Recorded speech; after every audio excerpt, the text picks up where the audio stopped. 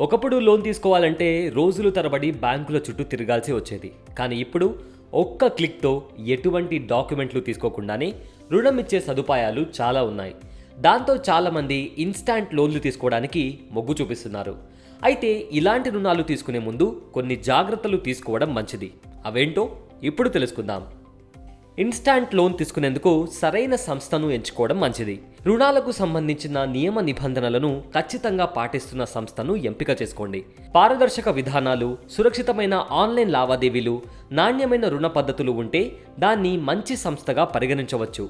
Term and conditions చదవడం అస్సలు మర్చిపోకండి.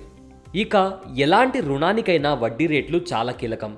సాధారణ వాటితో పోలిస్తే ఇన్స్టాంట్ లోన్లో ఎక్కువ మొత్తంలో వడ్డీ ఉంటుంది.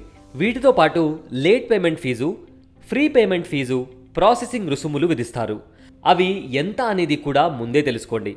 ఆర్థిక ఇబ్బందుల వల్ల కొన్నిసార్లు రుణం తిరిగి చెల్లించే సమయాన్ని పొడిగించే పరిస్థితి రావచ్చు. మరి ఆ సంస్థలో అలాంటి వెసులుబాటు ఉందో లేదో చూసుకోవాలి. ఆర్థిక లావాదేవీల విషయంలో కస్టమర్ సపోర్ట్ కీలకం. రుణం తీసుకునేటప్పుడు తీసుకున్నాక కొన్నిసార్లు ప్రశ్నలు తలెత్తుతుంటాయి. వాటిని ఎప్పటికప్పుడు నివృత్తి చేసుకోవడానికి మెరుగైన కస్టమర్ సపోర్ట్ కలిగిన సంస్థ ఎంచుకోండి. అయితే సులువుగా లోన్ ఇస్తున్నారు కదా అని అనవసరంగా ఇన్స్టాంట్ లోన్ తీసుకోవద్దు. అత్యవసరమైనప్పుడు మాత్రమే, అది కూడా మీ నెలవారీ ఆదాయం, ఆర్థిక స్థిరత్వం వంటి విషయాలను సమీక్షించుకొని ఇన్స్టాంట్ లోన్ తీసుకోండి.